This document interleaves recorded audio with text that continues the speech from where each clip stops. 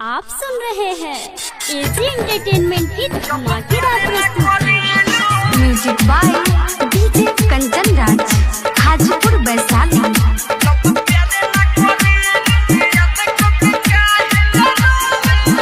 जब प्यार न करेलू हमारा से तब याद को के काहे रोलू।